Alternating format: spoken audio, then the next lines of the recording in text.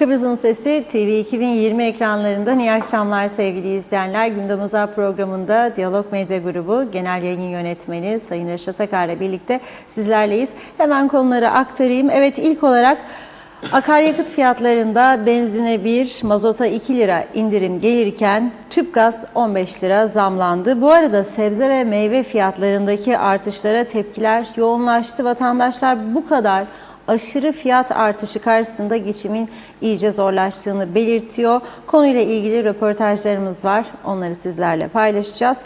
Sonrasındaki konumuz, evet, Gazi Mausa'da faaliyet gösteren Adakent Üniversitesi'nden sonra büyük bir vurgunda Batı Üniversitesi'nde meydana geldi. Üniversitenin Mali İşler Müdürü bugün mahkeme emriyle tutuklandı. Detaylarını sizlerle paylaşacağız. Üçüncü konumuz, Türkiye Cumhurbaşkanı Recep Tayyip Erdoğan'ın Dubai'de karşılaştığı Rum toplumu lideri Nikos Christodoulidis'i Ankara'ya davet ettiğine ilişkin haberler Güney Kıbrıs'ı karıştırdı. Christodoulidis davet gelirse Erdoğan'ı ziyaret ederim derken Rum Disi Partisi lideri Anita Dimitriou Ulusal Konseyi acilen toplantıya çağırdı. Kıbrıs sorunuyla ilgili gelişmelerin hız kazanması dikkat çekiyor. Yaşanan son gelişmelerle ilgili olarak eski müzakereci ve Dışişleri Bakanlarından Halkın Partisi Genel Başkanı Kudret Özersay'la telefon bağlantısı kuracağız. Hepsi ve daha fazlasıyla tabii ki sizlerle birlikteyiz. Evet, buyurun Reşat Bey. Evet, herkese hayırlı günler dileyerek başlayalım. Bugün bayram değil, seyran değil, eniştem beni niye öptü? Keşke o şarkıyı bulsaydık. Şimdi aklıma geldi aslında. Tam da uygun olurdu bugüne. Şimdi akaryakıt fiyatlarında dünyada artış olduğu ekonomik kanallarda belirtiliyor. Bugün baktım. Ama hepsinden önemlisi, bugün özellikle İngiliz sterlini ve euro %1'e yakın oranda değer kazandı. Kuzey Kıbrıs Türk Cumhuriyeti'nin çok zeki ve başarılı, güzel kar eden bankaları %0,5 bile vermezken, özellikle Türkiye kökenli bankalar, yabancı paraya faiz yatırdınız değil mi bankaya? %0,5 bile vermez. 0,00 dedi bana bir büyük Türkiye Bankası'nın şube müdürü. İngiltere 5,5'a sabit tutmuş bugün mevduatları, mevduat faizini. 5,5. İngiltere. Neden? Parayı kaçırmasın diye. Şimdi bizimkiler dünya bu haldeyken vatandaşın parasını ne yapsın vatandaş? Korkuyor. Döviz tutuyor çünkü Türk parası devamlı değer kaybediyor. Çok düşük faiz veriyor. Fakat buna rağmen bugün baktım %0,7 oranında euro, %0,6 oranında sterlinin değer kazancı var. Nasıl olur da bizim hükümet büyük bir beceriyle benzinde 1 lira, dizelde 2 lira indirime gidiyor? Fena mı? Tabii ki fena değil. Yani vatandaş için iyi ama 1 lira benzinle indirime gittiğinde normal işine gidip gelen bir vatandaş için ayda belki 30 Türk lirası, belki 20 lira, belki 40 lira bir kazanç sağlanacak. Ama devletin çok büyük milyonlara varan kaybı olacak. Esas önemli olan nedir bu kış sürecinde? Elektrik ücretleri 1, gaz ücretleri 2 sabit tutulması, düşük tutulması lazım ki ısınabilsin vatandaşlar. Yani bugün elektrikle ısınmak zaten korkunç, çok pahalı. Geriye ne kaldı? Gaz sobaları ve odun sobaları. Odun da pahalı, 40-50 bin oldu tonu diyorlar. Gaza da akaryakıta indirim yapırken 15 lira bir zam geldi bunun. Bu bilmiyorum yani nasıl bir akılla yapıldı bu?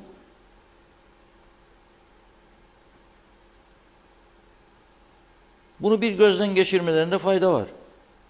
Yeni kararnameye göre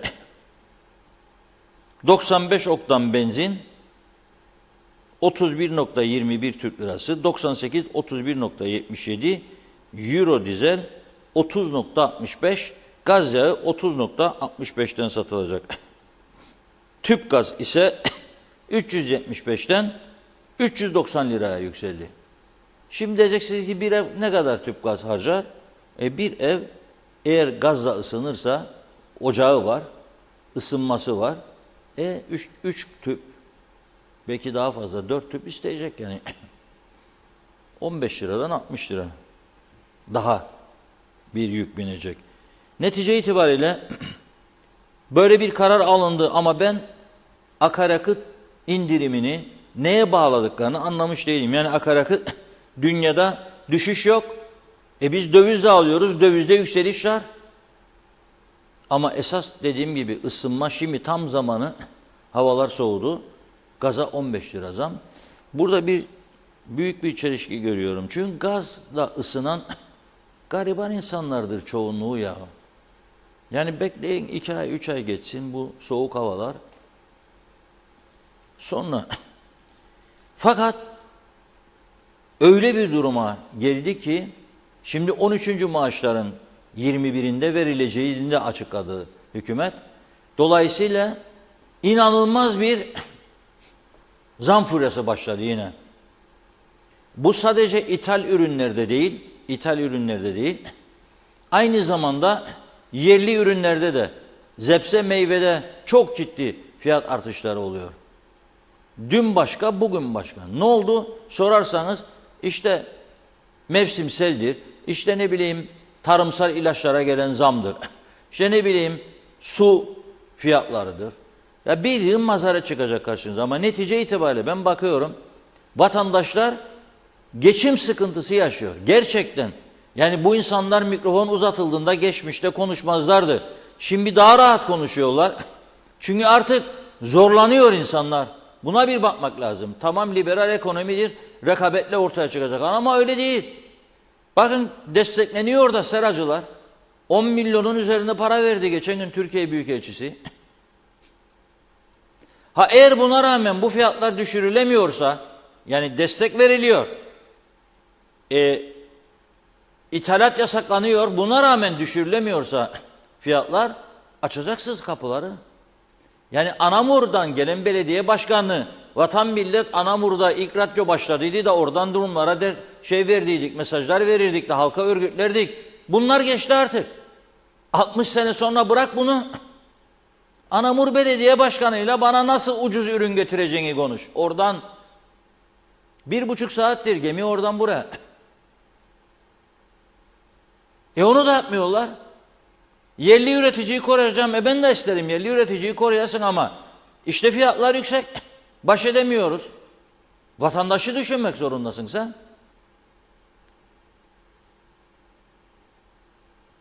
Bugün arkadaşlarımıza rica ettik. Serdar Şengül, Abdullah Su İçmez, havada, karada, denizde, o da Ömer gibi silahları kuşanıp gidiyorlar. Silah dediğim onların silahı nedir? Kamera ve mikrofon. Gazetecinin silahı ne olabilir? Mikrofon olabilir, fotoğraf makinesi olabilir. Onunla gittiler. Bugün onunla başlamak istiyorum. Çünkü orada gerçekten çok anlamlı mesaj çıkarılıyor. Vatandaşların söylediklerine yetkililerin kulak asmasını istiyoruz. Çünkü önemli mesajlar vardır. Bugün sıcağı sıcağına yapılmış gündem özel için bir röportaj izleyelim. Emine Hanım, şu anda sebze meyve alışverişi yapıyorsunuz. Evet. Fiyatları nasıl değerlendiriyoruz?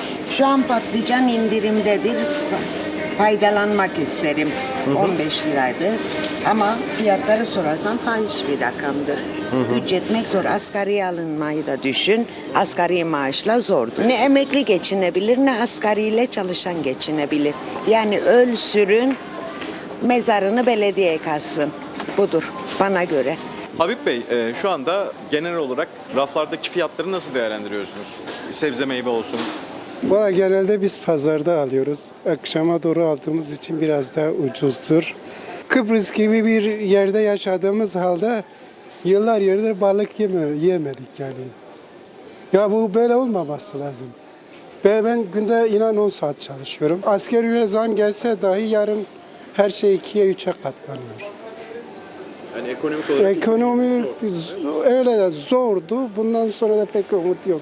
Evet. Bugün Türk gazı 15 liralık bir zam geldi. Aynı Evet. zamanda akaryakıtta da 1 liralık indirim geldi. Sizce bu market etiketlerine ve sebze meyveyi nasıl etkiler?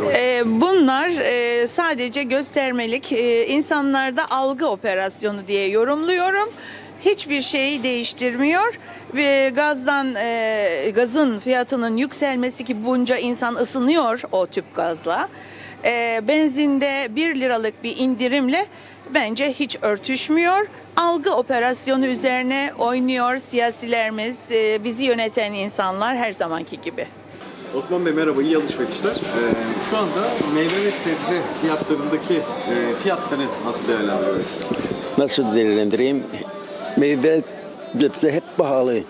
Bir tek gördüğünüz ucuz bugünkü 14 lira patlıcandır. Başka ucuzluk yoktur. Bugün patates kaç paradır? Toprağıyla beraberdir.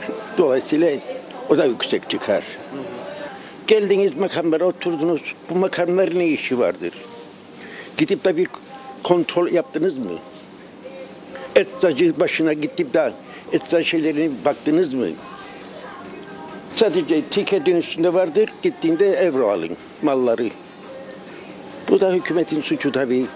Yani hükümet 1 aydan evvel, 2 aydan evvel uyarır bütün esnafları. Koyun üstüne de bu insanlar çökersin. Çökertti zaten çökertecek kadar. 1 kilo salatalık 60, domates 40. Bir paket çilek dünya pahalısı olmuş yani. Eğer ki istikrar yoksa fiyatlarda da böyle gider. Herkes de koyacak. Herkes de koyacak üstüne. Daha etkin denetim olacak. En önemlisi de bu fiyat artışlarını stabilize edip bir seviyede tutacaklar. Böyle hep artış. Nereye kadar? Evet. Yani asgari ücret 6 aydır yerinde sayıyor. Memura %40 verileceği söylendi. Daha bir şey yok. Ama biz 6 aydır 6 ay önceki fiyatlara değil, yeni fiyatlarla boğuşuyoruz. Ahmet Bey, bugün alışveriş yapmaya geldiniz. Sebze ve meyve fiyatlarını nasıl buldunuz? Yani bugünkü bir durum değil bu. Aşağı yukarı 4-5 aydır korkunç derecede fiyatlarda bir keyfi artışlık vardır. Yani keyfi artışlar tamamen keyfidir. Ve maalesef bu pahalılıktan istifade edenler 3-5 tane market sahibidir. Orta halli ve düşük halli insanlar kalmamıştır şimdi. Bir fakirler var, bir de zenginler var. Gerçek olan da bu.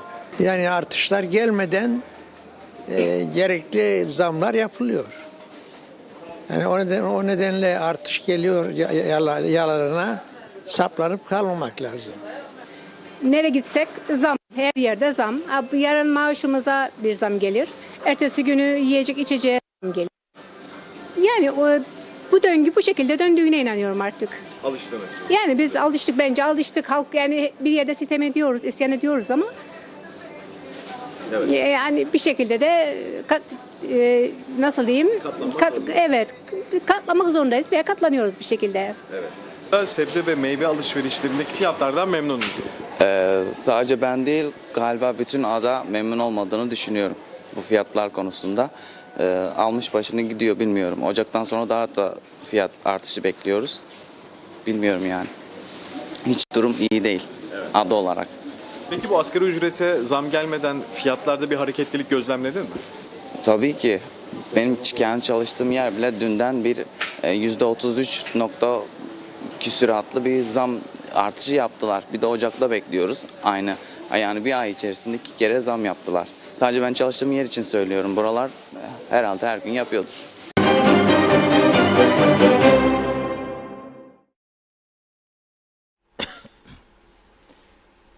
Evet, yani memnun olan yok. Yani emekli maaşı yüksek olsa da bir adamın, ya bugün 50-60 bin lira maaş alan da zorlanıyor artık.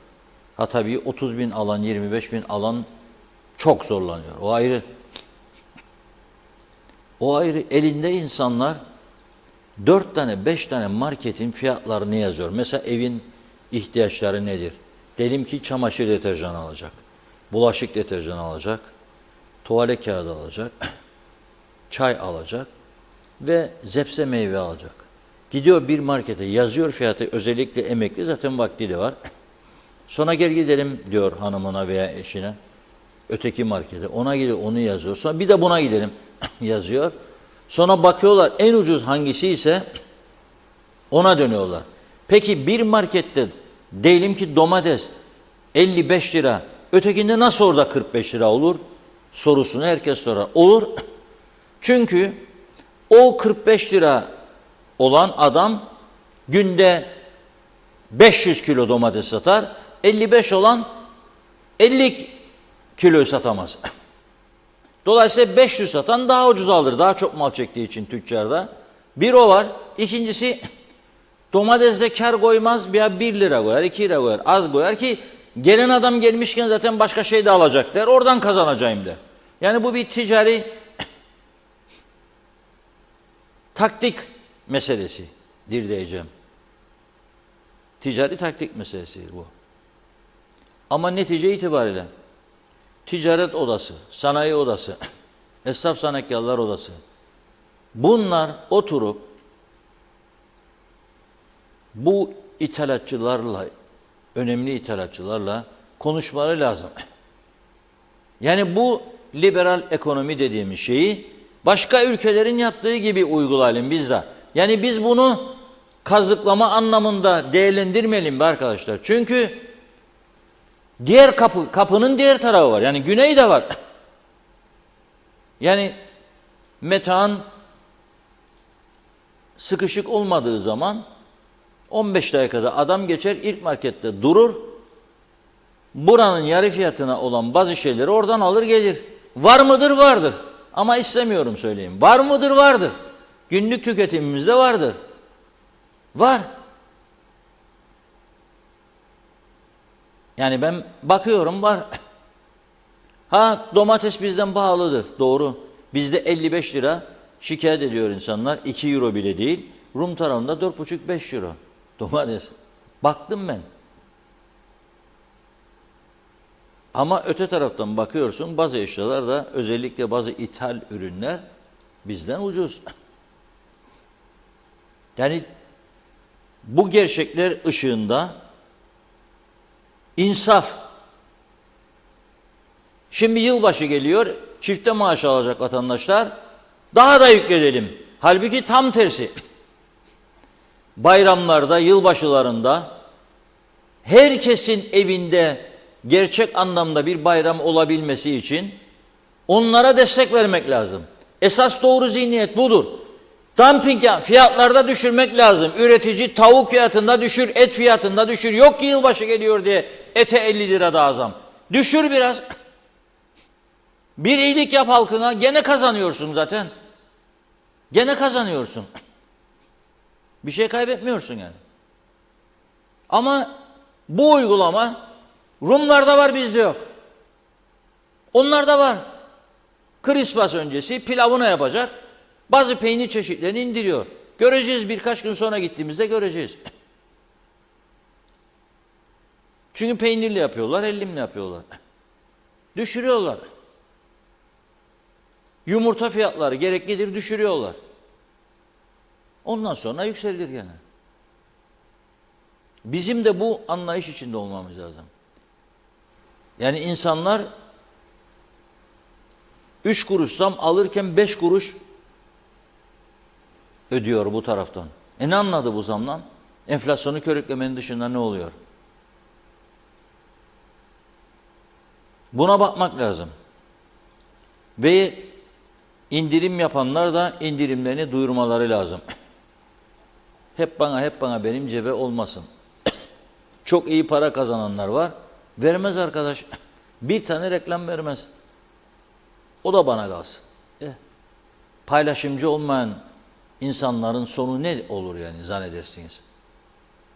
Muhteşem bir sonuca doğru gitmediğimiz ortada. Önemli bir vurgun olayı daha var ama vatandaşın mesajları kaynamasın. Evet. Funda Hanım bekliyor. Çok önemli bir vurgun olayına geçeceğiz. Bu artık utanç verici. Bir eğitim kurumlarında bunlar yaşanırsa öğrencilere siz nasıl örnek oluyorsunuz, olacaksınız? İlginç bir durum. çok önemli bir konu. Mesajlardan sonra geçiyoruz. Buyurun. Evet, hızlıca başlayalım. Çok çok teşekkür ediyoruz ilginize. Hanife Dursun kolay gelsin demiş. Şerife Turgay Derya iyi yayınlar diliyor. Caner Aspava'da Aspava 7 Dalga'dan herkese iyi akşamlar diliyorum dedi. Mustafa Özcan, en çok merak ettiğim şey olası bir seçimde bu ama ve sağır vekilleri tekrar o yüce meclise gönderecekler mi? Olive Paradise, iyi yayınlar. Sahte cumhuriyetçiler, şovmen bakanlar hala daha ilaç sorununu çözmediler. Emekli maaşımın yarısı ilaç parasına gidiyor. Ey yüce meclis demiş. Mehmet Uluçaylı hayırlı akşamlar, kolay gelsin. Osman Rakibet'te iyi akşamlar diledi. Çağatay Donlar, bizleri yönettiğini iddia eden siyasilere söyleyeceğim tek şey, her sabah aynaya baktıklarında yüce dedikleri mecliste ettikleri yemini hatırlasınlar ve genel toplumun yararına olacak doğruları yapsınlar. Unutmasınlar, şeref sözü vermişlerdi. Ali Dereseven, her zaman buradan söylerim. Niçin %15-20 zam yapıp kendilerini yoruyorlar? Böyle yapacaklarına yıllık, hatta 2 yıllık %200-300 zam yapsınlar ve rahatlayıp keyiflerine baksınlar. Nasıl olsa bu halktan ses çıkmayacak. Halk öyle bir duruma getirildi ki demiş, bırakın zamlara itirazı, Kuzey Kıbrıs'ın yarısı verilse yine ses çıkarmazlar. Çünkü hayattan ümitlerini kesmişler, günlük yaşamaya bakıyorlar. Mehmet Uluçaylı bugün 15.50 saatlerinde Long Beach'te Mausa'ya doğru sürati 70-80 kilometre olan kamyonun arkasında, kamyona değecek şekilde iki bisikletle aynı süratte arkasından hızla gidiyordu. Peki bir kaza olsa suçlu kamyon şoförü mü? Elimizle arıyoruz kazayı demiş. Erhan Yapıcıoğlu, hiçbir market tüp gazı 400 liradan aşağı satmaz dedi. O gün Zeybekoğlu, toplu taşımacılığı yaygınlaştırmalıyız. Kişi başına bir araba düşüyor Kuzey Kıbrıs'ta. Bu büyük savurganlıktır. Biz yine söyleyelim, bir şişe kan bağışlayınız, bir can kurtarınız. Evet, Celal Harun, ete zam, tüpe, ekmeğe, her şeye zam. Millette tık yok. Rahmetli Levent Kırca, zam yapıyorlar, enflasyon oluyor, millette tık yok ifadesi toplumun bazen yaşanan ekonomik zorluklara karşı duyarsız kalabildiğini, tepkisiz olduğunu ifade etmek için kullanılan ifade demiş. Evet, örneğin güvensizlik, umutsuzluk, bilgi eksikliği ve diğer güncel olaylarla meşgul olma gibi ekonomik sorunlar toplumun genel refahını etkileyen önemli konulardır diyor. Bu konuda bilinçli ve aktif olmak her bireyin sorumluluğundadır demiş Celal Bey. Özkan Özdemir, evet, işveren dostu hükümet büyük market sahibi baronlarından korktuğu için denetim yapamıyor diyor. Seçimlerde kendi partilerine sponsor oldukları için korkuyorlar dokunmaya. Mehmet Hasta, üreticiye teşvik verildi, sonra pahalılık olacak. Çünkü denetim yok. Bence hangi ürüne teşvik verilirse o ürünün fiyatı devlet tarafından belirlenecek. Mustafa Mehmet Aslan, çocukların markette çilek görüp istedi. Küçük paketin içinde diyor 50 liraya aldım. Paketi açıp saydım. İçinde 20 adet çilek vardı. Yazıktır, günahtır demiş. Vedat Özkan, Ankara'dan iyi akşamlar. Bu sebze meyve fiyatları korkunç diyor. Benim merak ettiğim Kuzey Kıbrıs'ta otomobil, akaryakıt, tüp gaz, alkol, sigara ucuz, fakat diğer tüm ürünler Türkiye'nin 3 katı. Çok ilginç demiş, bu tartışılsın. Mehmet Uluçaylı, akaryakıtta 1 lira indirim yapılıyor. Marketler yine zam yapıyor. Biz hükümetten denetim istiyoruz.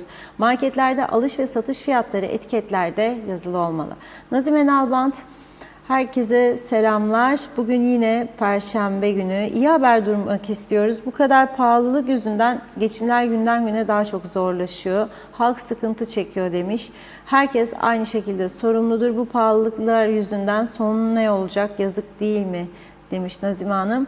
Evet, Akdeniz Köyü'nden Mustafa Aşık mesajında şunu diyor. Güzel bir duygudur. Hayatında sevdiğin, değer verdiğin, gönlünün en güzel yerinde taşıdığın insanlara iyi ki varsın diyebilmek. İyi ki varsın dediklerimiz keşke hep oldukları gibi iyi kalsalar. İyi akşamlar dostlar, esenlikler dilerim demiş. Sevgiyle kalın. Evet, Mustafa Özcan, piyasalardan, halkın geçim sıkıntısından haberleri olmayan başbakan, bakanlar, Yüce Meclis'in cüce vekilleri diyor. Bu yayınları olsun, izlemiyor mu? Tolgay Kurtoğlu, hayırlı yayınlar diledi. Şenol Tatlıcıoğlu da selamlar demiş. Hüseyin Reyhan da aynı şekilde.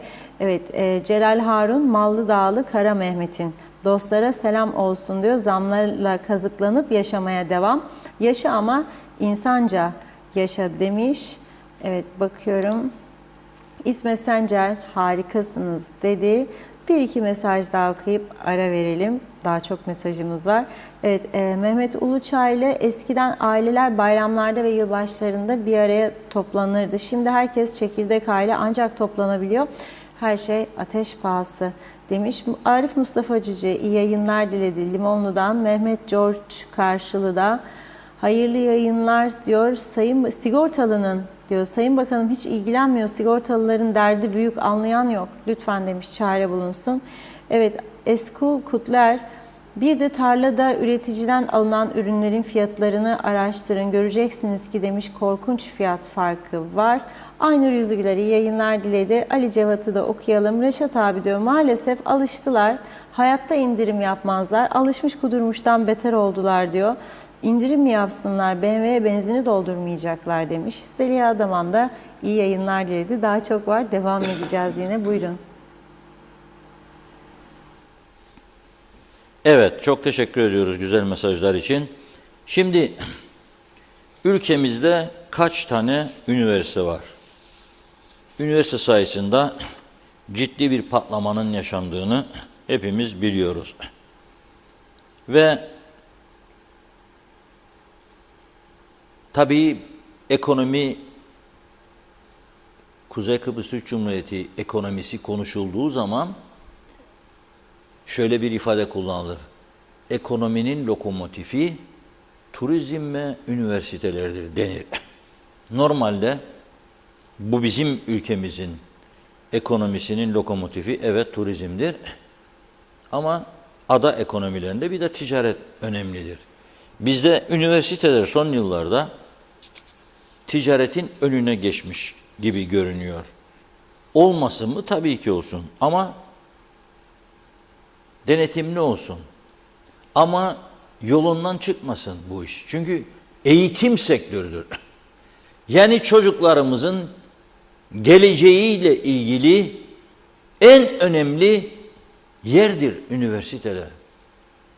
Ne kadar iyi üniversite olursa, ne kadar iyi öğretim görevlisi, yöneticisi olursa o kadar başarılı öğrenciler yetiştirir. Çünkü bugünlerin yarınları da var. Biz hep kendi kendimize burada kalacak değiliz. Buna kimse izin vermez, vermeyecek. Bugün konuşacağız Kıbrıs meselesini çok daha etraflıca. Sizden de bu konularda görüş ve mesajlar bekleyeceğim ben. Soracağım sorulara. Çok önemlidir. Önümüzü aydınlatacak bunlar.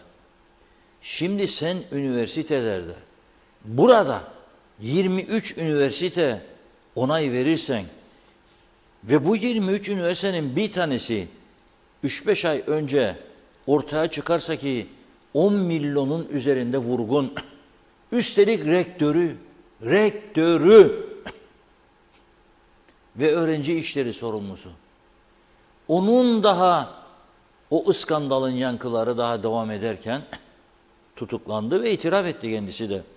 Şimdi bugün Gazi Mausal'dan başka bir önemli haber geldi. Bu kez Batı Üniversitesi Mali İşler Müdürü Yalçın Cengiz, okulun banka hesabında bulunan 350 bin Türk lirası ile 3.000 dolar parayı kendi hesabına havale etmekle suçlanıyor. Gördüğünüz gibi mahkemeye çıkarıldı. Üniversitede bu bina görkemli, içinin ne durumda olduğunu bilemem. O hani YÖDAK var, Eğitim Bakanlığı var, onların görevi. Yani kurum çok. Eğitim Bakanlığı var, YÖDAK var. Onların denetlemesi lazım. Ben değil tabii. Benim yetkim yok. Ayrıca okula alınan cep telefonları 4 adet, Matchbox, bunları da alıp satmış, bunların parasını da cebe indirmiş ve bugün mahkemeye çıkarıldı. Diyor ki orada, evet diyor, bu paraları aldım mı harcadım diyor. Ama diyor patronların bundan haberi vardı diyor. Hadi bakalım. Şimdi polis bu kadar işi gücü bıraktı. Üniversitelerdeki hırsızlıkları ortaya çıkarmaya çalışıyor. Şimdi bunun ifadesine bağlı olarak okulun patronlarını bulması gerekecek. Okulun patronlarından ifade alması gerekecek. Peki bu adamı kim şikayet etti? Okul yönetimi şikayet etti ki bugün mahkemeye çıkarıldı. Üniversiteler örnek kurum kuruluşlardı. Olması lazım daha doğrusu. Nasıl olur bu üniversitelerde bir tanesinde rektör üstelik? Tabii ben isimleri Adakent'i duyduğumda o gün demiştim ki neredir bu üniversite? Böyle bir üniversite ama vardır dediler. Şimdi bugün Batı Üniversitesi o nerededir dedim. O da dediler Mausa'da. Onu da ilk defa duyuyorum dedim. Ama işin enteresanı bugün Gönyeri Çemberi'nin oralarda 2 tane üniversite tabelası gördüm. Parayı veren düdüğü çalar derler ya, belediyelere galiba müracaat edersiniz. Belediye de sizden bir miktar para ister. Bizim üniversitenin de bir tabelasını koydum sayın başkan falan filan derler. Başkanlar da gururlanır. Bak bana geldi ayağımı falan yüzüme. Tabii fiyat nedir? Veriniz çakın oraya tabelayı. Baktım bugün Dünya Barış Üniversitesi diyor. Ben ilk daha duydum böyle bir şey. Nerededir? Ne zaman kuruldu? Barış nasıl? Ya çoğu konuşmalar barış aleyhtarı. Nerede barış? Ha katkısı bulmak için mi kuruldu? Kaç öğrencisi var? Bilemem tabii bunu. Bilemediğim bir şey için de iyidir kötüdür diyemem. Yani ona hakkımız yok. İnşallah iyi olurlar. Ama sonra arkadaşlardan rica ettim. Dedim ki hadi dedim önce bir besmele çekiniz sonra YÖDAK'ı arayınız. Belki dedim üniversitenin sayısını alabiliriz. Aldık. Şimdi burada dikkat çekici bir şey var. Üniversite sayısı 23 ama Türkiye'de YÖK'ün Yüksek Öğretim Kurulu KKTC'de kontenjan verdiği üniversite sayısı 16. Arada 7 fark var. Bu 7'ye niçin kontenjan vermedi? Veya bu 7 kontenjan almazsa Türkiye'den ne yapıyor? Sırf Kıbrıslılar için mi kuruldu? Kaç tane Kıbrıslı bulacak? Açar açmaz. Enteresan bir durum var burada. Dikkatini çekmek istiyorum. Yüce makam sahiplerinin. 23 üniversite. İsimlerini okuyacaklarımın hangisini sizler biliyorsunuz? Buyurun söyleyin. Doğu Akdeniz Üniversitesi. En büyüğü, en köklüsü. Ama Mali krizi içerisinde battı balık yan gider misali. Eğitim Bakanı birkaç hafta önce mecliste dedi ki dahi battı be arkadaşlar, battı be arkadaşlar dedi. Ben onun sözlerini söylüyorum. Battı mı yattı mı balık yan gider derler ya bazen bilmiyorum. Girne Amerikan Üniversitesi, Yakın Doğu, Lefke Avrupa, Uluslararası Kıbrıs, ODTÜ Kuzey Kampüsü, İstanbul Teknik Üniversitesi KKTC Eğitim Araştırma Yerleşkesi, Akdeniz Karpaz Üniversitesi, Girne Üniversitesi, Kıbrıs İlim Üniversitesi, Kıbrıs Amerikan Üniversitesi, Kıbrıs Sağlık ve Toplum Bilimi Üniversitesi, Uluslararası Final Üniversitesi, Adakent Üniversitesi, Bahçeşehir Kıbrıs Üniversitesi, Rauf Denktaş Üniversitesi, Arkın Yaratıcı Sanatlar ve Tasarım Üniversitesi, Kıbrıs Batı Üniversitesi, 15 Kasım Üniversitesi, Ankara Sosyal Bilimler Üniversitesi, Avrupa Liderlik Üniversitesi, bu da erken bunu da ilk defa duydum. Dünya Barış Üniversitesi, Uluslararası Alasya Üniversitesi. Ne demektir bu? Anlamadım. Bunu da ilk defa duydum. Uluslararası Alasya Üniversitesi. Avrasya olmasın. Belki yanlış mı dedi bilmiyorum. 16 tanesine de YÖK Türkiye'den kontenjan vermiş. Fakat bu kontenjanları kaç tanesini doldurdular? Bakalım okuyabilirsek. Çünkü sinek gibidir çıkış.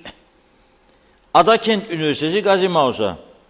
Verdiği kontenjan YÖK'ün 180, yerleştirilen 126. Akdeniz Karpaz YÖK'ün verdiği kontenjan 40, yerleştirdiği 17'ye nasıl ayakta duracak bu üniversite? Nasıl duruyor? Arkın Yaratıcı Sanatlar 265 vermiş kontenjan, 198'i doldurmuş. İyi vallahi. Bahçeşehir 195 kontenjan, 134 doldurmuş. Doğu Akdeniz 2327 kontenjan, 2186 doldurmuş. Girne Amerikan 1682 kontenjan, 1076 doldurmuş. Girne Üniversitesi 726 kontenjan, 467'sini doldurmuş.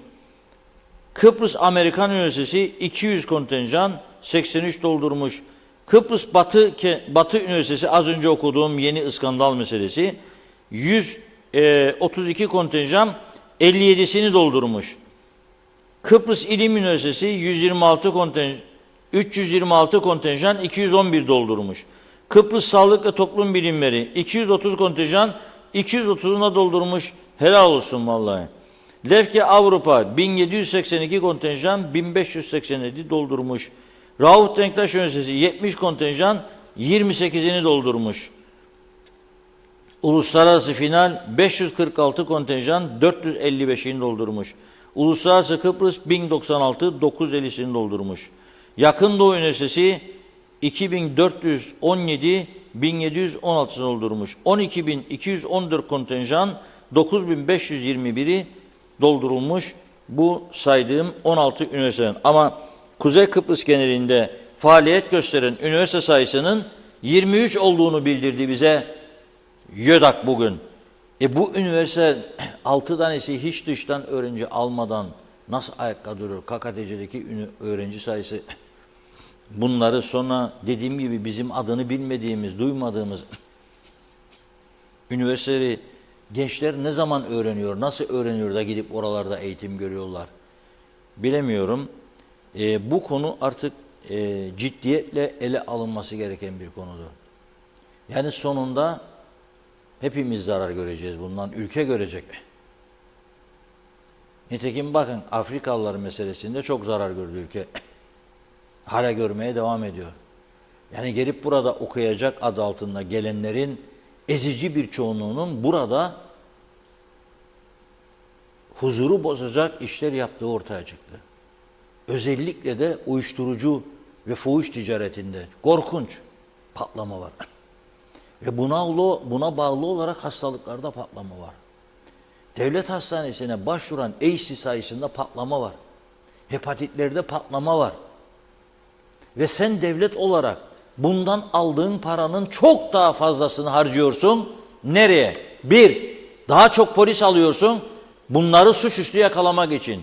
İki, bunların zehirlediği gençleri tedavi etmek için uyuşturucudan. Üç, bunların hastalık yaydığı insanları tedavi etmek için veya bunları tedavi etmek için sağlık harcamaları. Her açıdan sen zararlısın bu işte. Her açıdan. Peki karlı olan kimdir? Nasıl devam eder bu iş? Bunun bir çaresine bakmak lazım. Biz bunları konuşuyoruz, bazılarının hoşuna gitmiyor. Onlar da bize laf söylemeye çalışıyorlar sağda solda. Ama düşünsünler biraz. Hele hele çocukları olanlar düşünsünler. Ne olacak gelecek? 3 sene, 5 sene, 10 sene sonra bu gidişatına sizin çocuklarınız bu ülkede güvenlik içerisinde yaşayabilecek mi? Soruyorum size. Soruyorum.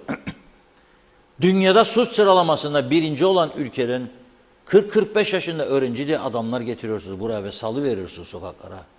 Kaçak işçi adı altında, uyuşturucu ticaretinde hepsi bir numara. Bakın dün daha polis öyle bir tesadüfen yani huzur operasyonu diyerek yolda arabaları durduruyorlar veya yoldan geçeni durduruyorlar. Değirmenliğe gitmiş polis. Değirmenliğe gitmiş polis. Değirmenlik bölgesinde bakmış yolda yürüyorlar. Bangladeşli bunlar 6 kişiyi tutuklamış. Bir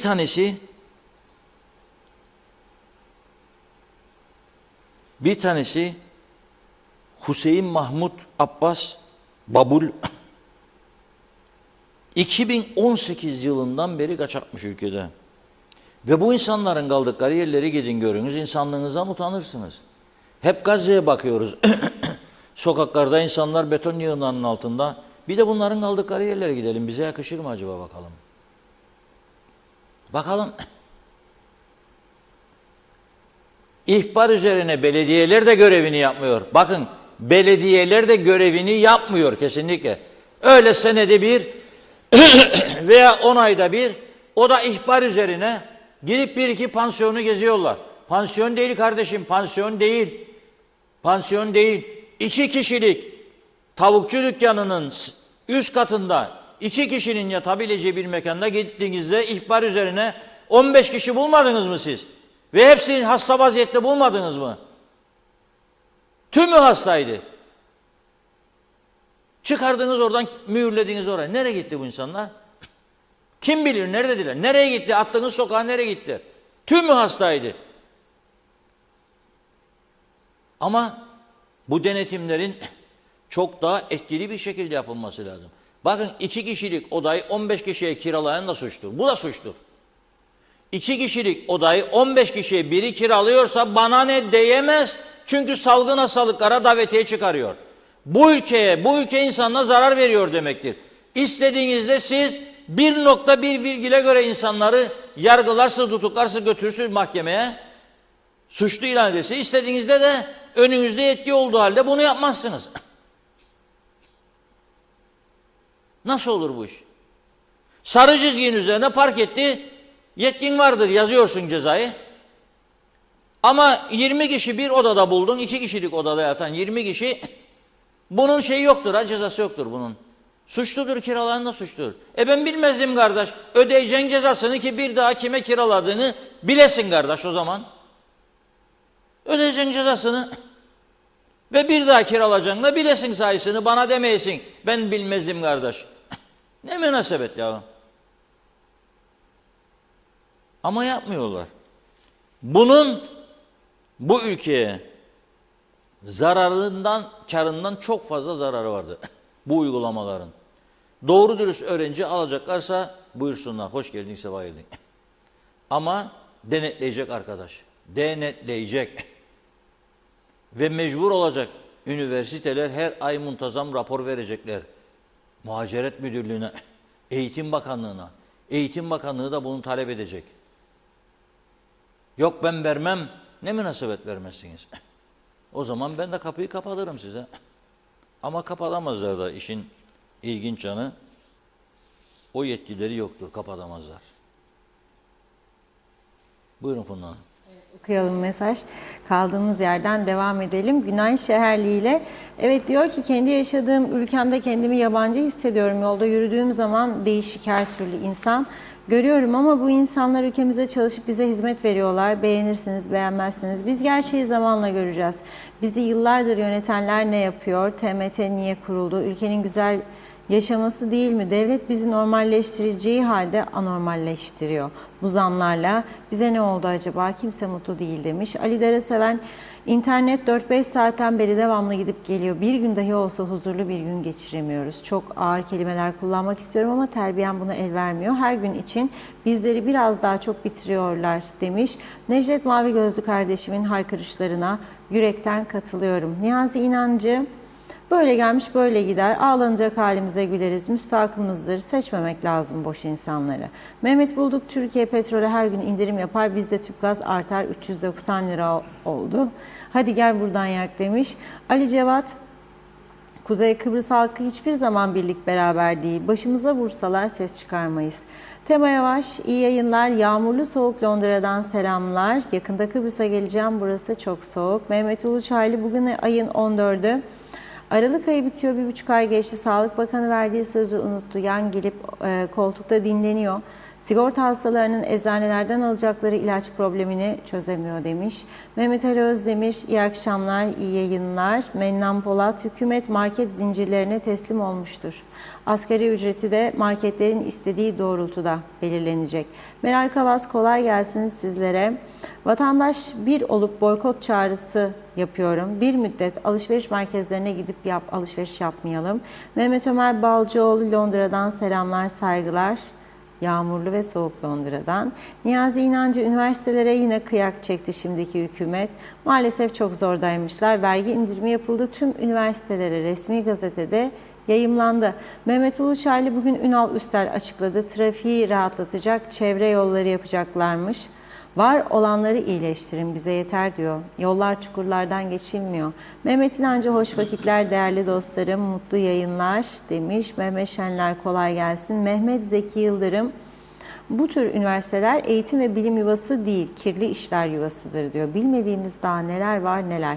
Fadile Zeki, burası küçük Türkiye dedi. Sayar Eker, biz dünyalıları kucakladık, dünyalılar bize tekme attı. Kuzey Kıbrıs'ı tanımadılar, kara parayla kucaklaştırdılar. Hasan Türekoğlu, iyi yayınlar diliyor. Raup Erçelik, Allah sizleri başımızdan eksik etmesin. Doğruyu söyleyen 9 köyden kovarlar. İyi akşamlar. Ergin Yeşilciova, o da kolay gelsin demiş. Niyazi İnancı, üniversiteleri zengin ettiler. Önüne geleni yurt dışından kayıt yapıp ülkeye getirdiler. Güzel adamızla mahvettiler. Şimdi de polisimiz gece gündüz uğraşır, kaçak arar. Evet, Celal Harun yazmış. Mallı Dağlı Kara Mehmet'ten dostlara selam olsun diyor. Zamlarla yaşamaya devam. Boş ver yaşa gitsin demiyor yaşamak. Hava, su, yemek ister. Huzur ister, sevgi ister. Tüme dokunma, yarımı bölme ama ölme, boş ver, yaşa gitsin, kolay mı yaşamak demiş. Zorunlu giderleri, faturaları ödemek ister, ekonomi tıkarında. Bir ineği var ahırında. Yem ister, su ister, ilgi ister, bakım ister. Asgari ücret maaşı adaletsizliği neden devam ediyor? Sosyal adalet bilmem nereye gidiyor? Yaşam şartları zorlaştı. Sosyal adalet neredesin? Ali der yaşa ama insanca yaşamsa yaşa. Yazılanlar gelir nedense bu gariban başa. Asgari ücreti maaş alanlar muhtaçsa kuru soğan, yavan aşa demiş. Yaşamaksa insanca aynı koşullarda yaşa. Biraz kısalttım mesajı ama tamamladık. Osman Mene, hayırlı akşamlar, kolaylıklar dilerim dedi. Halil Anıldı.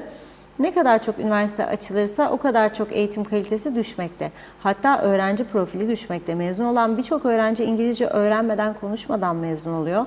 Ver parayı, kap diplomayı. Bizim zamanımızda liseyi bitirmeden İngilizce konuşmaya başlardı işte. Fark. Sayar Eker, dünyanın en mutlu ülkesinde bile 6 ya da 7 üniversite var. Bizimkiler ver para, al diploma demiş. Hasan Tülekoğlu, Kıbrıs Türk Hava Yolları ihtiyaç sandığımız paralarımız henüz yatırmadılar diyor. Lütfen baştakileri uyarınız yatırsınlar demiş. Demre Coşkun, ultra zenginlerden servet belgesi alınmalı. Asgari ücret en düşük kamu maaşına endekslenmelidir. Asgari ücret masası ortadan kaldırılmalıdır diyor ve özel sektör sendikalanmalıdır yazdı. Kemal Osman Ceyhanlı da iyi akşamlar dilemiş. Evet, bakıyorum. Buradan devam edeyim. Yenal Öztürk, talebe kalmadı diyor o da. Celal Harun, ülkemiz ne hale getirdik, artık böyle şeyler normal, hırsızlık, yolsuzluk, yetim hakkı, adam öldürme normal şeyler diyor. Biraz yatar çıkarsın, ondan sonraki yaşamını refah içinde yaşarsın. Nazime Nalbant, mutlu akşamlar, iyi ki varsınız, doğru adres TV 2020, Diyalog TV'mizi hiç kaçırmadan izliyorum. İnşallah diyor fiyatları belki düşürürler, halkımız ne isterse alabilsin, denetim şarttır, seviliyorsunuz.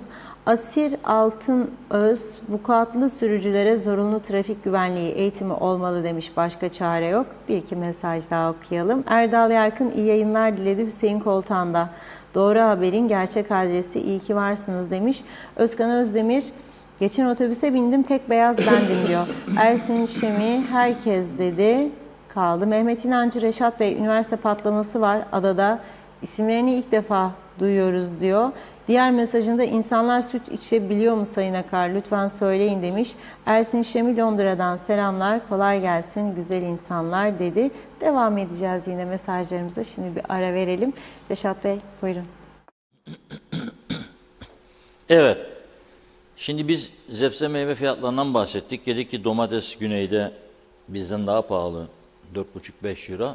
Ama bir arkadaşımız şimdi üstelik güneyde çalışan birisi, her gün gidiyor geliyor, gönderdi bunu. Bugün salatalık 0,79 sent kilosu, gördüğünüz gibi kasada oldukça taze sera salatalığı belli.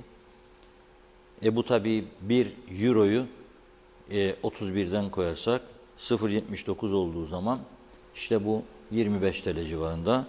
Bizde kuzeyde ise oradan da çekti gönderdi 50 TL'ymiş kuzeyde de. Yani 2 katı. Şimdi bir de bizim pazar diyor ki Rumlar geldiği için pahalıdır da şudur da budur da. Ben buna inanmıyorum.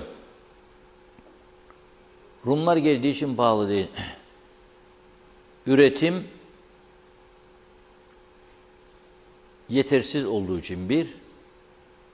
İki, maliyetler yüksek üreticilerin.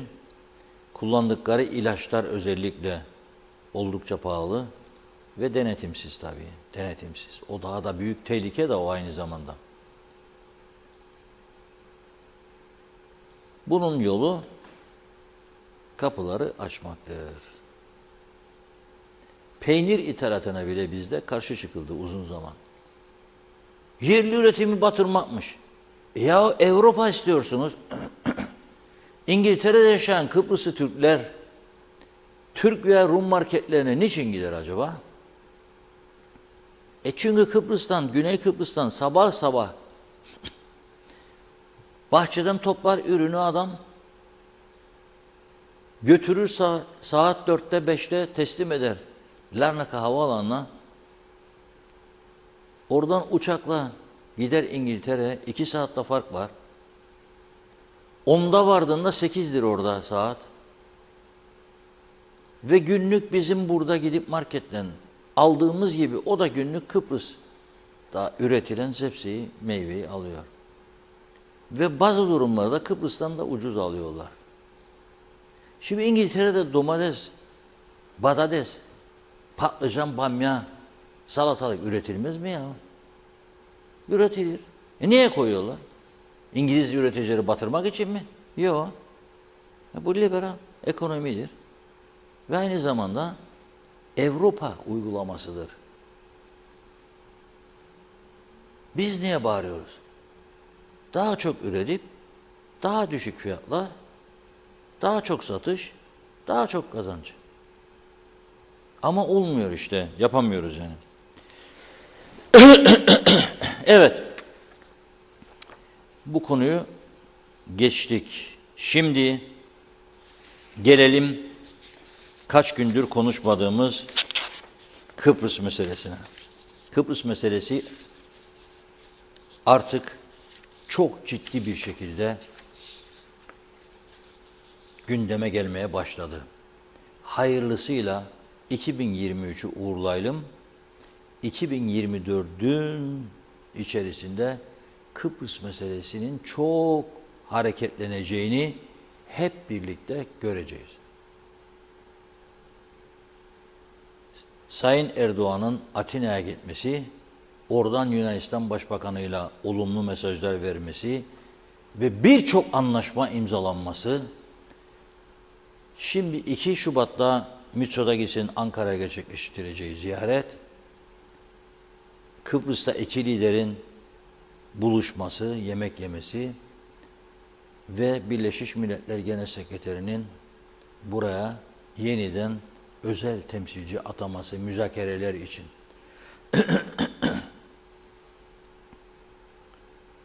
Rum basını hep oradan öğreniyoruz zaten. Bir hafta kadar önce Rum lideri Nikos Christodoulidis'in Dubai'deki bir toplantı vesilesiyle Cumhurbaşkanı Erdoğan'la ayaküstü görüştüğünü ve sohbet ettiğini yazmıştı. Biz de aktardık. Şimdi 2 gündür Güney Kıbrıs bir başka haberle çalkalanıyor. Onlarda strateji şudur. Siyasi liderlik bir gazeteye sızdırıyor haberi. O gazete yazıyor. Yazdıktan sonra gündem oluyor. Ne yazdı gazete? Ali Tia gazetesi dedi ki Türkiye Cumhurbaşkanı Recep Tayyip Erdoğan Christodoulidis'i Ankara'ya davet etti. Ve bu haber yalanlanmadı. Christodoulidis'e sordular. Christodoulidis de yalanlamadı bunu. Doğrulayan bir açıklama da yapmadı. Rum hükümet sözcüsü de dedi ki davetten davete fark var. Acaba devlet başkanı mı yoksa Nikos Christodoulidis olarak mı? Konu bu şekilde devam ederken bugün 2 tane yeni gelişme oldu bu konuda. Christodoulidis Brüksel'den mesaj verdi. Diyor ki Sayın Erdoğan'dan davet gelirse evet kendisini ziyaret edeceğim diyor. Ve Kıbrıs sorunun ele alınması konusu diyor ciddiyet gerektiriyor. Bunun iletişimsel ve başka amaçlar için sunulamayacağı gibi başka amaçlara da hizmet etmediğini savunmuş. Ne demek istediğini anlamadım. Şöyle diyor esas özeti elbette Sayın Erdoğan'dan davet aldığınız mı ziyaret edecekmişsiniz de soruluyor kendisine Brüksel'de. Elbette Sayın Erdoğan'dan davet gelirse kendisini ziyaret edeceğim. Görüşme ihtimali varsa bunu isteyeceğim kendisinden diyor. Ve buna hazır olduğumu gerek kendisine gerek de 3. şahıslar aracılığıyla ilettim diyor. Yani hem kendisine doğrudan söyledim hem de bu isteğimi 3. şahıslar aracılığıyla da kendisine ilettim diyor.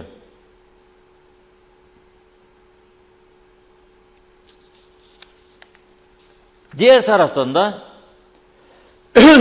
özür dilerim. Meclis Başkanı oldukça aktif bir bayan. Kadının olması çok önemli. Ama bu Annita Dimitriou sabah bir yerde, öğlen bir yerde, akşam bir yerde, ayakları yere bak, devamlı geziyor.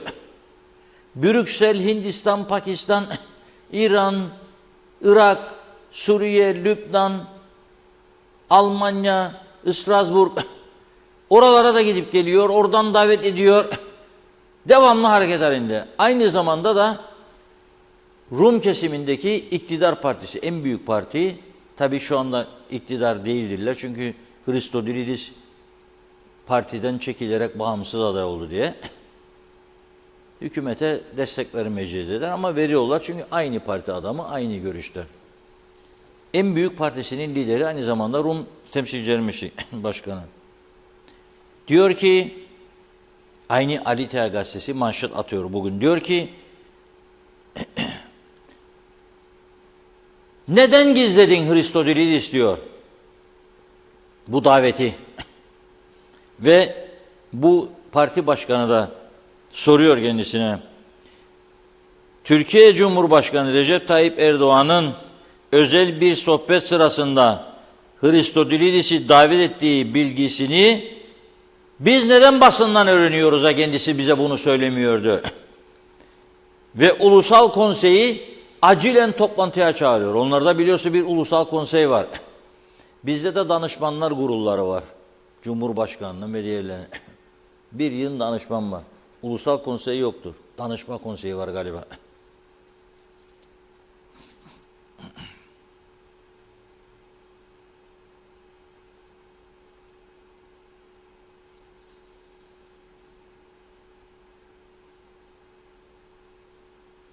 Eğer diyor böyle bir davet aldıysanız diyor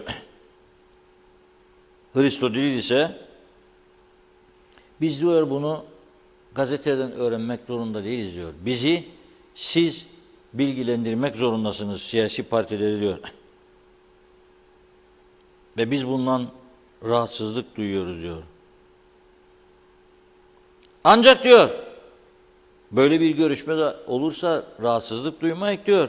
Çünkü böyle bir ziyaret diyor Türkiye'nin Kıbrıs Cumhuriyeti'ni dolaylı olarak tanıması anlamına geliyor diyor. Türkiye Kıbrıs Cumhuriyeti'ni Türkiye'yi resmen tanıyorum diye bir açıklama yapmasına gerek yok. İki ülke arasında ticari ilişkiler gayet iyi bir şekilde gidiyor. Türkiye sadece Rum uçaklarının veya gemilerinin Türk limanlarına girmesine izin vermiyor. Yoksa futbol oynuyorlar, basketbol oynuyorlar, voleybol oynuyorlar, pimpon oynuyorlar, masa tenisi oynuyorlar. Bunda bir sorun yok. Sürekli karşılaşmalar oluyor. Biliyoruz yani. Şimdi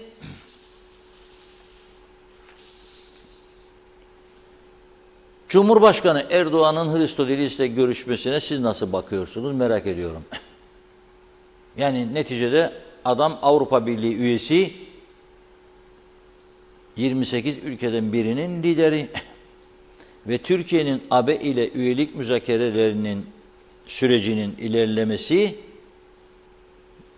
bunlara da bağlı. Bir veto hakkı var bunların. Veto ettiği zaman hiçbir şey yürümez zaten. Türkiye'de AB üyesi olmak istiyor ve buna hakkı vardır.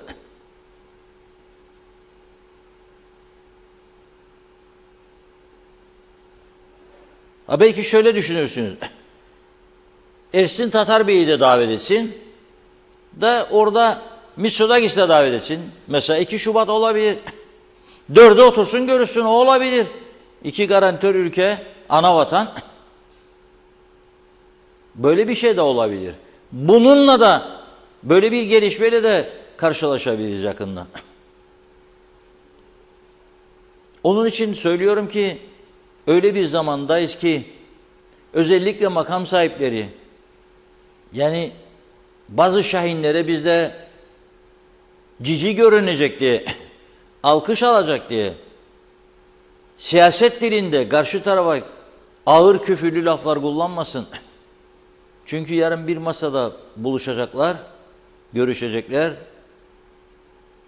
belki ortak bir çözüme imza atacaklar. Ortak çözüme imza atmayacak olanlar da karşılaşacak. Şu anda da karşılaşıyorlar. Binlerce Rum her gün bizim tarafa geçiyor. Binlerce Türk de o tarafa gidiyor. Kapılar açık. Şimdi bu gelişmeler çerçevesinde bakıyorum. Türkiye Milli Savunma Bakanı Sayın Yaşar Gürel'in bugün Türkiye Büyük Millet Meclisi Genel Kurulu'nda bakanlığının 2024 yılı bütçesine ilişkin konuşmasında Kıbrıs'la ilgili bölüme bakıyorum.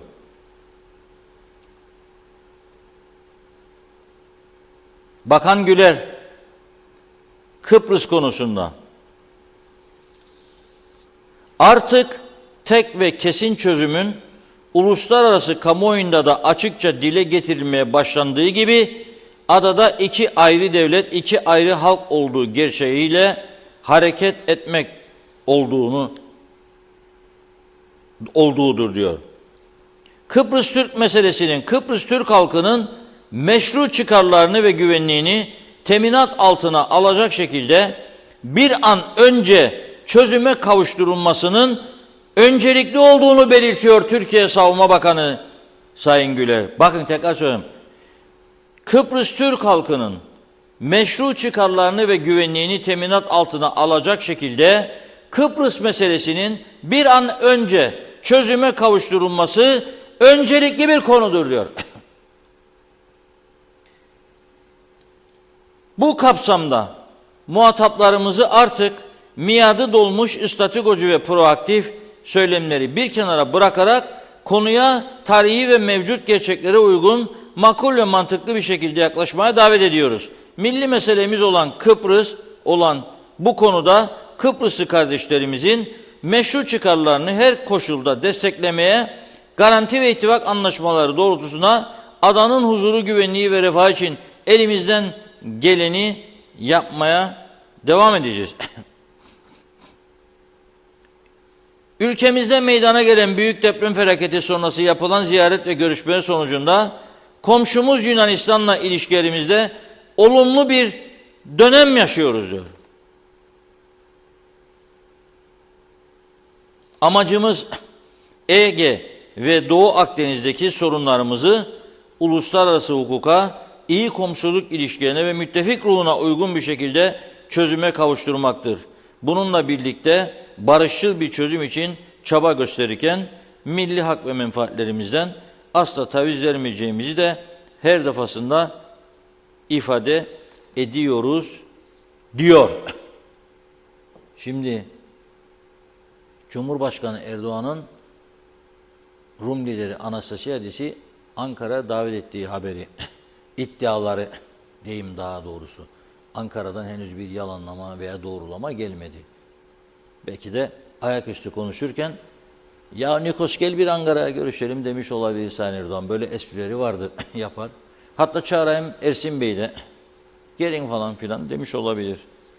Siyasette farklı uygulamalar olabilir. Önemli olan ne istediğini bilmek. Nitekim bakın Savunma Bakanı diyor ki Kıbrıs Türk halkının hak ve çıkarlarını koruyacak bir çözüm olacak diyor. Yani bizi teslim edecek değil Türkiye. Onların da hak ve çıkarlarını, Rumların da korunmasını ana vatanları istiyor tabii ki. Şimdi bu gelişmeler yaşanırken Kuzey Kıbrıs Türk Cumhuriyeti Cumhurbaşkanlığında da yeni bir takım gelişmeler olmaya başladı. Haydi bakalım. Bayram değil, seyran değil. Eniştem beni niye öptü? O mesele gibi. Yani bir anda hemen Kudret Özersay Bey'in döneminde arkadaşlarımız alıyor Kudret Bey'i. Hazırdır zannederim. Hemen arkadaşlar Kudret Bey'le konuşacağız. Kudret Özersay Bey'in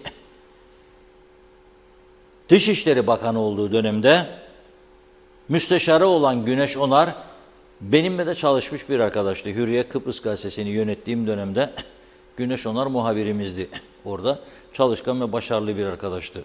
Kutluyorum kendisini. Önemli gelişmeler gösterdi bürokraside. Güneş Onar Cumhurbaşkanlığı özel temsilciliği görevine atandı. Güven yaratıcı önlemler ve iki taraflı teknik komiteler koordinatörlüğüne ise Seniha Birant Çınar getirildi. Seniha Birant Çınar 99 yılından bu yana Dışişleri Bakanlığı kariyer diplomatı olup sırasıyla Paris'te 3. ve 2. sekreter, Ankara'da 1. müsteşar, İstanbul'da temsilci ve İstanbul'da başkonsolos olarak dış görevlerde bulunuyor. Çınar ayrıca Dışişleri Bakanlığı merkez birimlerinde farklı yıllarda siyasi işler ve Avrupa Birliği ile ilişkiler ve İslam Birliği Teşkilatı ile ilişkiler müdürlüklerinde müdür temsilci ünvanıyla görev aldı. Kıbrıs konusuyla ilgili 99'dan itibaren Cumhurbaşkanlığında aracılığı görüşmeler ile Bürgenstock süreci dahil olmak üzere anlam planı süreçlerinde 2010-11 döneminde yine Cumhurbaşkanlığı müzakere sürecinde hizmet vermiştir diyor. Hazır mı Kudret Bey? Evet. Telefon bağlantımız hazır. Kudret Bey hattımızda. Merhaba, hoş geldiniz yayınımıza. Merhabalar Funda Hanım. Reşat Bey merhaba, iyi yayınlar dilerim. Selamlar hocam, nasılsınız? Teşekkür ederim. Arabayı kenara çektim sizinle konuşabilmek için. Arabayı kenara çektiyseniz güzel ama motorda stop edin ki benzin gitmesin. Benzinden değil, elektriklidir benim arabam. Nedir? Neyle? Elektrikli. Ha elektrikli, maşallah ilk adımı siz attınız demek. Evet, dikkat edin de yurt dışından gelen bir kadın izleyicimiz, bir bayan da geçen gün yazdı bana. Son model elektrikli bir araba getirdik diyor ama bize o şarj makinesi için istasyon lazımmış galiba. Yapmadılar diyor. Burada yapmadılar. Düzenleme eksikliği olduğu için maalesef dışarıdaki şarj meselesi sıkıntılı olmaya devam ediyor ama benimki böyle son model ve lüks değil yani. Onu da söyleyeyim. Evet, çok iyi. Evde mi şarj ediyorsunuz? Evet, çoğu zaman evde şarj ediyorum. Evet. Çok güzel. Şimdi başka bir gün inşallah öğretim görevlisi olduğumuz için bu üniversitede konuşmak isterim sizinle ama evet. Bugün Kıbrıs meselesi ağırlıklı olarak gündemde artık. Yani son 2-3 gün Rumların son birkaç haftadır hep gündeminde de bizim toplum sevmiyor. Bizim toplum 13. maaşlar tamam mı? Yaşa. Bir de ne bileyim nerede hırsızlık, nerede vurgun? Mecliste kavga, sen teröristsin, sen faşistsin falan filan, bunlarla biz yoğunlaşmış durumdayız. Ama bu Kıbrıs meselesi çok ciddi bir şekilde geliyor gibi. Siz nasıl değerlendiriyorsunuz bu son gelişmeleri? Ve Rum liderinin Ankara'ya davet alması, eğer doğruysa bu haber, bunu nasıl yorumlarsınız? Başlayalım. Evet. Çok teşekkür ederim. Evet, daha önce sizinle konuştuğumuz çerçevede ilerliyor bence süreçler.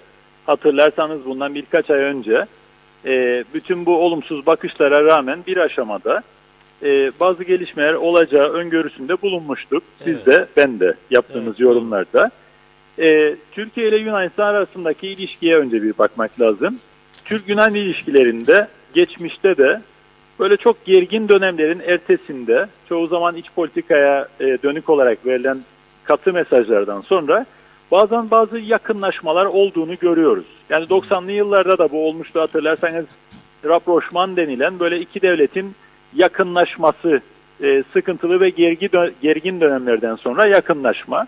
Şimdi Türk-Yunan ilişkilerinde bu ziyaretle birlikte, Sayın Erdoğan'ın ziyaretiyle birlikte verilen mesajlara, alınan kararlara, atılan imzalara baktığımızda bir felsefe, bir yaklaşım var ortada. Nedir bu yaklaşım? Özetle söylüyorum bir cümleyle. Bizim Yunanistan ve Türkiye olarak aramızdaki sorunlar devam ediyor olabilir. Bu sorunları çözememiş olabiliriz. Egemenliğe dair bu sorunlar devam ediyor olabilir ama bu sorunların devam ediyor olması bizim oturup bazı konularda birlikte çalışmamıza engel değil. Bazı konularda ılımlı ilişkiler geliştirmemize, ticaret yapmamıza, turizmimizi geliştirmemize, kaçak göçle mücadelede birlikte hareket etmemize engel değil.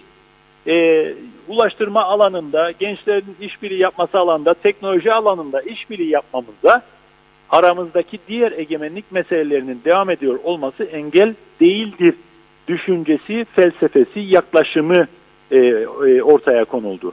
Neden? Çünkü şu anda Türk-Yunan ilişkilerinde Ege Denizi'nde kıta sahanlığı sorunu çözüldü mü? Hayır. Hava sahası sorunu çözüldü mü? Hayır. Adaların silahsızlandırılması sorunu çözüldü mü? Hayır. Bilimum başka sorunlar çözülmüş değil. Ama egemenliğe dair yıllardır devam eden bu sorunlarla ilgili bir takım istikşafi görüşmeler yapılıyor. Yani alt düzeyde, teknik düzeyde görüşmeler yapılıyor. Bu sorunlar çözülmemiş olsa bile bu bizim bazı konularda işbirliği yapmamıza engel değil düşüncesini hayata geçiriyor. İki ana vatan. Doğru mu? Evet, Şimdi doğru. Kıbrıs'a baktığımızda Kıbrıs'ta da Kıbrıs sorunu çözülmese dahi Kıbrıs sorunu devam ederken bizim belli bazı konularda Doğu Akdeniz'de de bu kez Kıbrıslı Türklerle Kıbrıslı Rumların ve aynı zamanda da Kıbrıslı Rumlarla Türkiye'nin veya İsrail'le Türkiye'nin ve bölgedeki diğer aktörlerin aramızdaki egemenlik sorunları çözülmese bile, Kıbrıs sorunu henüz çözülmemiş olsa bile, oraları tıkanmış olsa bile enerji konusunda, elektrik konusunda, doğalgaz konusunda, turizm konusunda, ulaştırma konusunda, limanlar konusunda hava sahasıyla ilgili olarak işbirliği yapmamıza engel değil yaklaşımını Doğu Akdeniz'de ve Kıbrıs'ta da yakında göreceğiz öngörüm vardır uzunca bir süredir. Ve biz bunu Halkın Partisi olarak şöyle nitelendiriyoruz, yıllardır bunu söylüyoruz. Biliyorsunuz, çözüm için çözümden önce işbirliği şart. Dolayısıyla çözüme giden süreçte çözüm olur, olmaz, federal olur, iki devletli olur. Bu çözümün şeklinden de bağımsız bir biçimde öncesinde bazı konularda yol kat etmek en önemli aslında adımdır.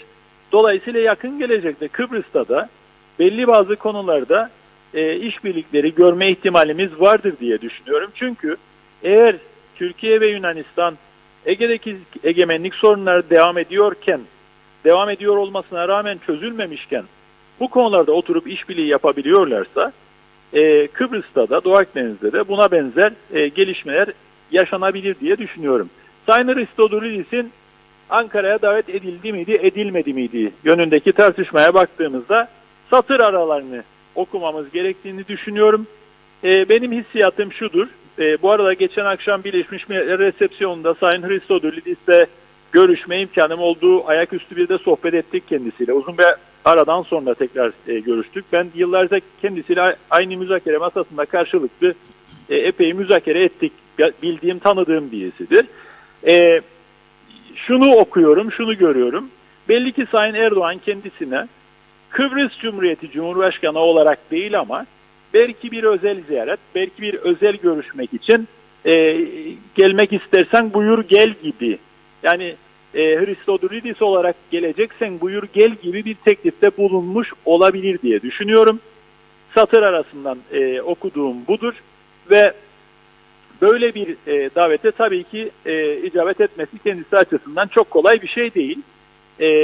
Ama Türkiye'de yani Hristodoulidis'i Kıbrıs Cumhuriyeti Cumhurbaşkanı olarak Ankara'da kabul etmez. Öyle bir açılım ancak ve ancak alo. Evet, buyurun hocam, dinliyoruz. Böyle bir açılım beklemem ama bir hatırlatma yapmak isterim herkese geçmişte yaşadığımız. Ben özel temsilci olduğum dönemde Kıbrıs Rum özel temsilcisinin Ankara'ya, Kıbrıs Türk özel temsilcisi veya müzakerecisi olarak benim de Atina'ya ekibimle birlikte gitmem söz konusu olmuştu ve çapraz görüşmeler olarak değerlendirilmişti bunlar, hatırlarsanız. Evet, yani doğru. orada bir eşitlik temelinde, bir mütekabiliyet temelinde karşılıklı ziyaretler olabilmişti. Ve Cumhurbaşkanı Eroğlu'nun, o dönemki Cumhurbaşkanımız Eroğlu'nun temsilcisinin Atina'ya gidip Yunanistan Dışişleri Bakanlığı müsteşarıyla görüşmesi ya da Rum özel temsilcinin Ankara'ya gidip Türk Dışişleri Bakanlığı müsteşarıyla, o dönemki Sayın Feridun Sinirlioğlu'yla görüşmesi herhangi bir biçimde ne bir tanım anlamına gelmişti ne de başka bir şey anlamına gelmişti. Dolayısıyla eğer Türkiye buna benzer bir hamle yaparsa şaşırmam ama muhtemelen bir mütekabiliyet de arayacaktır burada. Ama sadece bu bile ve yapılan bu tartışmalar bile bize aslında sizin az önce sanıyorum canlı yayında bahsettiğiniz, söylediğiniz gibi yakında Doğu Akdeniz ve Kıbrıs bağlamında da bazı hareketlenmeler olacağını gösteriyor hepimize. Çok doğru. Şimdi biz neden hala yani çözüm olacakmış gibi hazır değiliz? Sizce bundan ne engel var mı? Birisi bizi engelliyor mu, yoksa biz kendimiz mi ciddiye almıyoruz? Yok ya, 50 senedir hiçbir şey olmadı. Barış Harekatı'nın 50. yılı, 50 sene daha gider bu iş düşüncesinde mi genel siyasi düşünce, yoksa 23 Nisan 2003'te kapıların açılacağını hiç kimse beklemez değil mi? Sabah uyandığımızda gördük. Perde arkasında ben 1959-60 Kıbrıs Cumhuriyeti anlaşmalarıyla ilgili gizli belge, İngiliz gizli belgelerinde okumuştum. İngiltere'de görev yaptığımda Cumhuriyet Gazetesi adına. Orada Public Record Office'in açıkladığı belgeleri gidip okumuştum, not aldım falan. Orada da bir yığın gizli görüşmenin yapıldığını, Ankara'da, Atina'da, Londra'da, fakat her toplantıda görüşmeye katılan özellikle büyükelçi ağırlıklı ve Dışişleri Bakanları ağırlıklı, aman Kıbrıs'takiler duymasın şeklindeydi. Yani Atina, Ankara, Londra üçgeni yürütüyordu bu işi. Bu böyle bir hazırlıkların yapılmış olma olasılığı var mı sizce öncesinde? 59-60 anlaşmalarında da anlam planlı görüşmeleri sırasında da başka bazı eşiklerde de dediğiniz gibi geçiş kapılarının açılmasında da zaman zaman Kıbrıs'la ilgili konularda arka planda, perde gerisinde görüşmeler olur. Dolayısıyla evet, böyle bir olasılık vardır. Öte yandan söylenmiş ve atılmış pek çok da adım vardır. Dolayısıyla bundan böyle bir gecede bir değişiklik söz konusu olacağını düşünmem ama uluslararası ilişkilerde şartlar belirleyicidir politikalar üzerinde. Özellikle Rusya'nın Ukrayna'yı işgalinden sonra uluslararası ilişkilerde realpolitiğin çok daha fazla öne çıktığı, güç politikasının öne çıktığı ve küresel aktörler arasındaki dengenin alt üst olduğu bir dönemden geçiyoruz. Dolayısıyla Türkiye Cumhuriyeti zor bir coğrafya içerisinde ciddi bir dış politika izliyor aslında.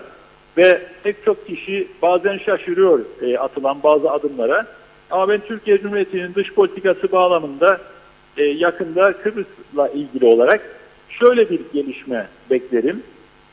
İki paralel süreç aynı anda başlayabilir diye düşünürüm. Birincisi, Kıbrıs sorununun kapsamlı çözümü için acaba taraflar arasında ortak bir zemin var mı? Ortak bir nokta bulunabilir mi? Bir taraf iki devleti, diğer taraf federasyonu savunurken bu ikisinin arasında bir yerde konfederal veya benzeri bir modelde acaba bir çıkış yolu bulunabilir mi diye bir süreç söz konusu olabilir genel sekreterin atacağı temsilciyle bağlantılı. Ama ikincisi buna paralel ikinci bir süreçte de az önce en başta söylediğim gibi çözüm öncesinde çözümden önce işbirliği çeşitli konularda özellikle doğalgazda, elektrik konusunda limanların karşılıklı olarak limana karşı liman, havaalanına karşı havaalanı ya da hava sahasının açılması gibi konularda bir paralel süreç de söz konusu olacak diye düşünüyorum. Yani birbirine paralel iki sürecin eş zamanlı olarak başlayabileceği kanaatindeyim. Ama bunun ne zaman ve nasıl olacağını anlayabilmek için bence bu temsilci, Birleşmiş Milletler temsilcisinin tam olarak atanmasını beklememiz lazım. Çünkü atandığında evet beyan edildiği, tarafların bunu kabul ettiği, beyan edildiği ama atandığında görev yönergesini göreceğiz Reşat Bey. Yani yetkisi, sorumluluğu ne olacak? Mandate'i ne olacak? Yani eğer mandate'i yani görev yönergesi Kıbrıs sorununun çözümünü görüşmek gibi sınırlandırıcı olursa ondan çok fazla bir şey beklemem. Ama hem Kıbrıs sorununun çözümü için ortak bir zemin var mı bunu araştırmak ve taraflarda bunun için temaslar yürütmek hem de tarafların çözüm öncesinde çeşitli konularda bölgedeki aktörlerle işbirliği yapmasını test etmek ve bunun için fikir çalışması yapmak gibi bir görevi olursa yeni Birleşmiş Milletler temsilcisinin o zaman daha fazla umutlanmak ve daha fazla somut gelişme beklemek mümkün olur diye düşünüyorum. Evet. Çok teşekkür ediyoruz Sayın Özersay değerlendirmeleriniz için. Önümüzdeki günlerde... Reşat Bey kapatmadan son bir şey söylemek isterim. Tabii buyurun. Yani siz bana bunu sormadınız ama siz canlı yayında az önce belirttiniz. Sevgili Güneş Onar yeni görevinde kendisine tabii ki başarılar diliyorum. Bence doğru bir tercihte bulunulmuştur. Olumlu olan şeyleri de söylememiz lazım. Çünkü Sayın Onar gerçekten de iyi bir diplomattır. Bu konularda da yıllar içerisinde çok ciddi tecrübesi olmuş olan, benim de yıllarca birlikte çalıştığım bir isimdir. Dolayısıyla doğru bir karar verilmiştir Güneş Bey ile ilgili olarak diye düşünüyorum. Evet. Ama aynı zamanda Seniha Hanım'dan da bahsettiniz. Yeni bir görev üstlendi Seniha Hanım. Seniha Hanım da Dışişleri Bakanlığı yaptığım dönemde bakanlık personeliydi ama yıllar önce Denktaş Bey zamanında müzakere heyetinde onunla da birlikte çalıştık. Güneş Bey'le de müzakere heyetinde birlikte çalıştık. Dolayısıyla geçmişte çeşitli eşitlerde birlikte çalıştığım çalışma arkadaşlarımdırlar. Nitelikli, iyi eğitim almış ve aslında devlet bilinci, görev sorumluluk bilinci olan insanlardırlar. Evet. O nedenle doğru karar verildi diye düşünüyorum. Bunu da belirtmeden geçmeyin. Çok teşekkür ediyoruz. Sağ olun. Ben de aynı görüşteyim. Sağ olun. Görüşürüz. İyi günler hocam. Çok teşekkür ederiz. Sağ olun. Evet, Kutlualp Bey de diyor bir takım gelişmeler olabilir. Hemen çözüm olmayabilir de önce başka doğal gazdan falan başlarlar. Elbette tabii bir anda çözüm oldu hadi maşallah diyecek durum yok. Çünkü mülkiyet meselesi çıkacak karşımıza. Adım adım, step by step gidecekler diye düşünüyorum ben de. 50. yılda Kıbrıs sorunun çözümüyle ilgili hareketli bir süreç başlayacak. Bunu özellikle de benim tahminim 2 Şubat Mitsotakis'in Atina ziyareti var. Mart'ta Türkiye'de yerel seçimleri var. Yerel seçimlerden sonraki süreçte Kıbrıs sorununun daha hızlı bir şekilde gündeme gelmesini bekliyorum ben de şahsen. Buyurun Funda Hanım. Tamamlayalım mesajlarımızı. Aytaç Bey iyi yayınlar diledi. Yorum yok demiş saygılarımla. Vedat Özkan Kuzey Kıbrıs'ta fiyatlar neden düşmüyor? Araştırın. Birinci sebep hükümet. Mehmet Bulduk Sağlık Bakanlığı'na teşekkür demiş. Teşekkür mesajı. Kalp ilacı çok pahalı olduğu için diyor özelden alıyorduk. Bakanlık Oneptus'u ödeme listesine almış. Tebrikler yazdı. Irmak Astürk iyi yayınlar dilemiş. Allah'a emanet olunuz. Mehmet Uluçaylı TV 2020'nin farkı her akşam canlı olarak ülkemizden ekonomiden, pahalılıktan, yapılan yolsuzlukları ve tüm haberleri bizi sıcağı sıcağına aktarıyor. Her şeyden haberdar oluyoruz. Sizlere ekibinizde başarılı çalışmalar. Ali Dereseven ben ırkçı biri değilim. Belki de anlaşma isteyen ilklerden biriyim. Fakat Rumlara asla ve asla güvenmiyorum. Rum eğer ki bir gün anlaşmaya yakın olduğu görünürse herkes bilsin ki bizleri yok edeceğine inandığı içindir. Nokta. Ahmet Halil iyi yayınlar diledi. Umahan Davulcu'da ve diyor ki yollar, sokaklar yabancılarla dolu. Bazıları karanlıkta görünmezlerdi. Bir taraftan uyuşturucu, bir taraftan trafik terörü. Her gün diyor suçsuz günahsız ölenler, yaralananlar, savaş var gibi. Yollara çıkmaya korkuyoruz. Ne olacak bu memleketin hali? Ünsal Özbilenler, evet Türkiye garantör ülkelerden biri. Dolayısıyla Ankara veya Lefkoşa'da görüşmeleri çok olumlu olur. Hele ki Şubat ayında Ankara'da dörtlü görüşme olursa tüm Kıbrıs için çok olumlu olur demiş Evren Pars. Türkiye ile Yunanistan arasındaki sorunların çözülmeye başlanması için ilk adım Kıbrıs'tan başlamalı ve öyle olacak da görünen. Alper Ali Güllü kolay gelsin demiş. Fatma Görde hayırlı yayınlar diliyor. Necdet Mavi Gözlü, Kuzey Kıbrıs Birleşik Afrika Pakistan Cumhuriyeti başkenti Lefkoşa'dan hayırlı günler. İyi yayınlar diledi. Ancak yetişebildim diyor. Görüşmeler hakkında ne düşünüyorsunuz Reşat Bey? Reşat Bey sordu diyor. Ben de diyorum ki benim şahsi görüşüm 50 yıl daha bu memlekette anlaşma olmaz. Bizim nesil bir anlaşma olduğunu zor görür. Reşat Bey her ne kadar anlaşmaya yakın olsa da ben inanmıyorum demiş. Keşke anlaşma olsa ama zor. Çağatay Doner, anada hayır yoksa yavruda nasıl olsun dedi. Baba Günal, ya demiş Avrupa'yı ister mi Türkiye?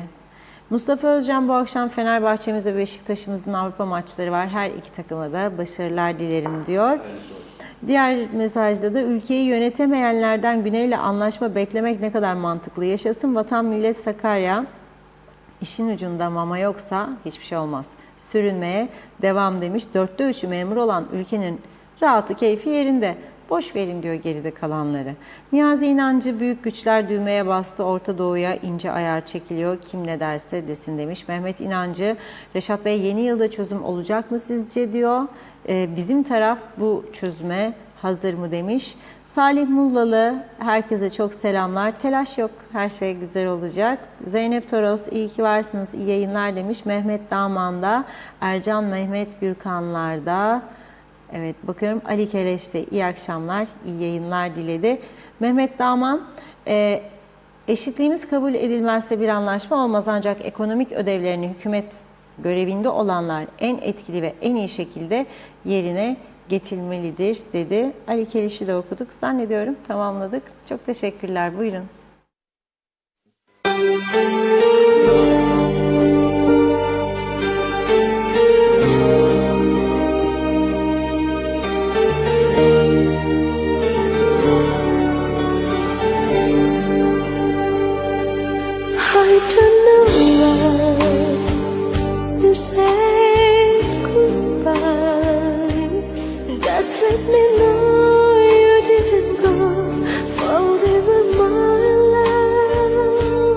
Please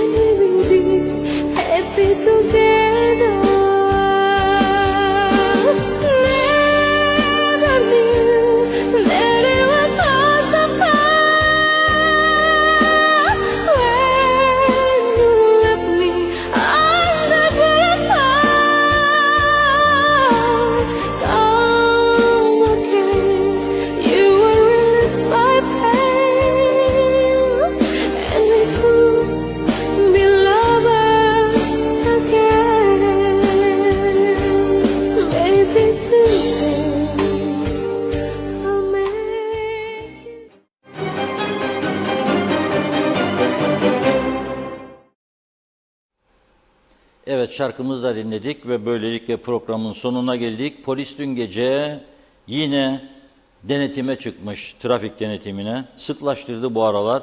Polisimizi kutluyorum. Bu kadar olayın içerisinde trafik kazalarındaki artışları dikkate alarak bu işi artırdı, denetimleri artırdı yani. Ve 16 aracı trafikten men etmiş dün gece. 2 araç sürücüsünü tutuklamış, düşünün siz. Yani nasıl olur bu iş ya? Oluyor işte. 2026 araç denetlemiş polis. 2026 araç. Bu araçlardan